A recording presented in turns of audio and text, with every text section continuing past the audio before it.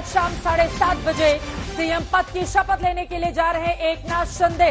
अपने आप में बेहद दिलचस्प और महत्वपूर्ण, क्योंकि भारतीय जनता पार्टी ने जिस तरह चौंकाने का काम किया है। आपको बता दें, देवेंद्र फडणवीस के नाम की चर्चा कल से, जब से उद्धव ठाकरे ने इस्तीफा दिया मुख्यमंत्री पद से, तब से लेकर लगातार अब तक लगाया जा रहा था कि अगले मुख्यमंत्री के तौर पर वो शपथ लेंगे, तीसरी बार शपथ ग्रहण करते हुए नजर आएंगे। लेकिन आज भारतीय जनता पार्टी की ओर से एकनाथ शिंदे के नाम का ऐलान करते हुए, सबको हैरान करते हुए ये कहा है देवेंद्र फडणवीस ने कि हमने, यानी कि भारतीय जनता पार्टी ने एकनाथ शिंदे को हिंदुत्व के मुद्दे पर समर्थन किया है और 58 साल के शिंदे अब बनने जा रहे हैं महाराष्ट्र के अगले मुख्यमंत्री।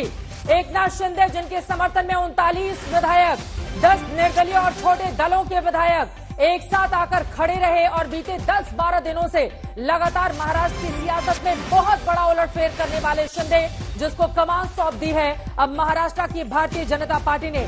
शिंदे ने इस बारे में शुक्रिया भी अदा किया। आपको बता दें, एकनाथ शिंदे मीडिया से जब मुखातिब हुए, उन्होंने कहा कि बड़ी पार्टी होते हुए भी भारतीय जनता पार्टी ने मुझ पर भरोसा जताया है। इसके लिए मैं प्रधानमंत्री नरेंद्र मोदी का, गृह मंत्री अमित शाह का, देवेंद्र फडणवीस का और भारतीय जनता पार्टी का शुक्रिया अदा करता हूं।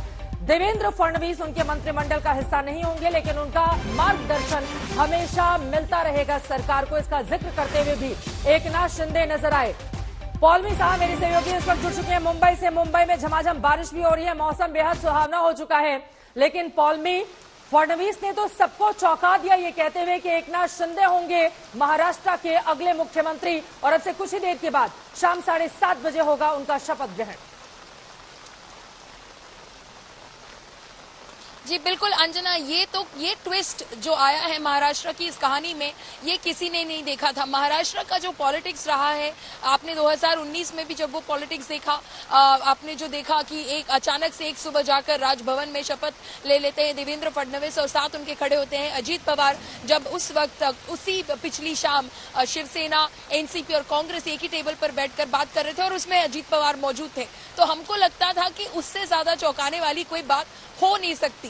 पर आज फिर महाराष्ट्र ने हमको चौंका दिया। महाराष्ट्र ने ये बता दिया कि इसकी पॉलिटिक्स जो है शायद हमारे पल्ले नहीं पड़ने वाली है। अब किस तरह की तैयारी राजभवन में की जा रही है? मौसमी सिंह हमारे संवाददाता जुड़ चुके हैं और ये तस्वीरें मौसमी को सुनते हैं। फडणवीस ने ऐलान किया कि मुख्यमंत्री भाजपा का नहीं होगा और मुख्यमंत्री जी बोलिए मौसमी, आपकी आवाज आ रही है जी। चित्रा देखिए, भारी बारिश हो रही है और जिस तरह से मुसीबतों की बरसात हुई उद्धव सेना के लिए, महाराष्ट्र विकास अघाड़ी के लिए, उसने धो डाला पूरा।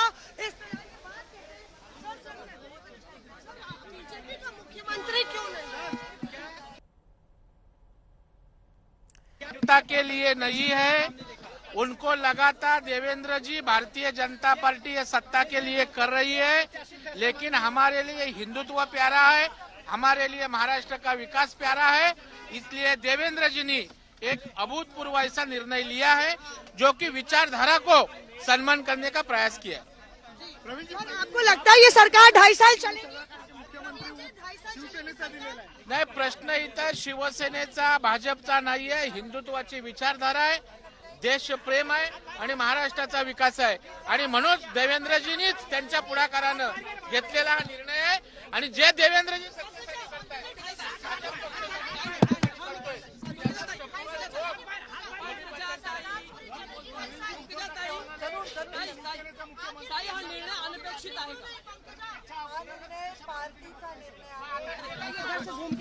पंकजा से भाई साहब जाने दीजिए। संजय, उधर से कोशिश करेंगे बात करने की।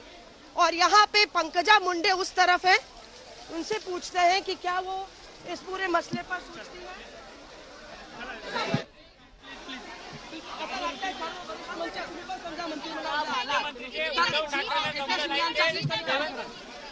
तो यहाँ पे पंकजा मुंडे से बातचीत करने की कोशिश कर रही है। जी ये देखिए, यहाँ पे जिस तरह से तमाम नेताओं के निकलने का सिलसिला जारी है। प्रवीण भी ये बता रहे थे, चंद्रिका पाटिल ने भी कहा। जी चित्रा, बोले मौसमी, आपकी आवाज आ रही है, आप कोशिश कीजिए, पंकजा मुंडे से बातचीत करने की कोशिश कीजिए। भारतीय जनता पार्टी ने इतना बड़ा निर्णय लेकर यकीनन सबको चौंका दिया है। मौसमी,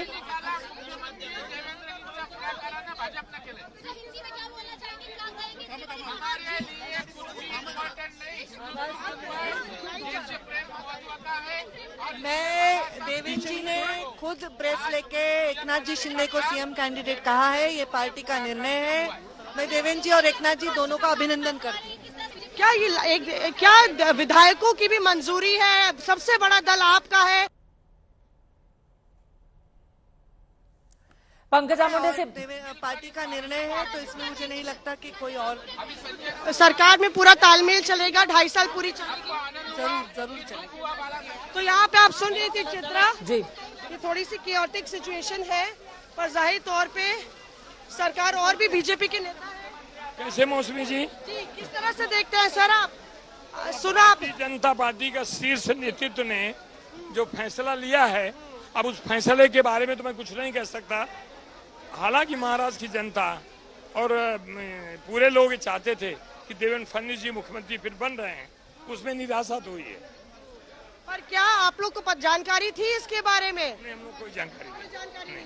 क्योंकि प्रेस वार्ता में हमने देखा कि आप लोग पीछे बैठे हुए थे और एकाएक एक दूसरे का चेहरा ताक रहे थे। नहीं, वो तो देखा गया, वो बिल्कुल जानकारी नहीं थी और अचानक ऐसे लगा ये क्या हो गया। जी, और बाकी नेताओं को भी किसी को जानकारी नहीं थी इसके? मुझे लगता किसी को जानकारी नहीं थी। तो क्या लगता है आपको 2.5 साल चल जाएगी सरकार? सबसे बड़ी पार्टी भाजपा है और आपके पास तो दुगने से भी ज्यादा। आप लोग ये त्याग क्यों कर रहे हैं? अब ये तो भारतीय जनता पार्टी के शीर्ष नेतृत्व का फैसला है। अब फैसला लिया, कुछ सोच समझ के लिया होगा, लेकिन हम लोग को निराशा हुई है। आप लोग को निराशा हुई है? वहाँ पे प्रेस वार्ता में आप भी मौजूद थे। बिल्कुल, मुंबई और महाराष्ट्र की जनता देवेंद्र फडणवीस को एज अ सीएम देखना चाहती थी और सबको आश्चर्य था कि देवेंद्र जी सीएम बनेंगे, बट शीर्ष नेतृत्व ने ऐसा निर्णय लिया है तो कहीं ना कहीं इसमें भारतीय जनता पार्टी की भलाई होगी और महाराष्ट्र प्रदेश की भलाई होगी। इसलिए चेहरा बिल्कुल उतरा हुआ है। जो पीछे नेता बैठे थे, मैंने देखा सारे एक दूसरे का चेहरा देख रहे थे, यानी कि किसी को जानकारी नहीं थी। बिल्कुल किसी को जानकारी नहीं थी। ये देवेंद्र जी और उनकी जो टीम थी उनको ही सिर्फ पता था ये चीज, और कहीं ना कहीं ऐसा लग रहा है कि महाराष्ट्र की भलाई को पिछले 2.5 साल से ये सरकार कंटिन्यूअस महाराष्ट्र के कामों को दरकिनार करके सिर्फ अपने स्वार्थ के लिए काम कर रही थी। कहीं ना कहीं महाराष्ट्र की भलाई के लिए ये निर्णय लिया गया है। पर क्या ये भाजपा की भलाई के लिए है कि नहीं है? क्योंकि आपके पास इतने आंकड़े हैं और उसके बावजूद भी 2.5 साल तो हो गए, अब 2.5 साल और आपका मुख्यमंत्री ही नहीं होगा। देखिए, प्रदेश पहले है और फिर सरकार है, इसलिए प्रदेश के फायदे की जो चीज है वो भारतीय जनता पार्टी के भी फायदे की चीज है, ऐसा मान के चलते हैं। जब ऐलान हुआ तो किस तरह से आप लोग सख्ते में थे? पीछे हमने देखा सारे नेता सख्ते में थे भाजपा के। देखिए, सारे लोग उत्साहित थे कि देवेंद्र जी सीएम बनने वाले हैं। वो फैसला नहीं आया तो कहीं ना कहीं जो है निराशापन था, लेकिन बहुत कुछ सोच समझ के पार्टी ने फैसला किया होगा जो महाराष्ट्र के भले के लिए होगा। कौन कौन मौजूद था, पीछे बैठा हुआ था आपके साथ? सारे लोग थे, हमारे सारे विधायक थे, विरोधी पक्ष नेता प्रवीण दरेकर जी थे, गिरीश महाजन जी थे, गोरे जी थे, सारे हमारे नेता तकरीबन जो एक मुख्य टीम होती है यहाँ के सारे लोग। अब भाजपा के कार्यकर्ताओं को कैसे समझाएंगे? अब देवेंद्र जी अपने माध्यम से लोगों तक मैसेज पहुंचाएंगे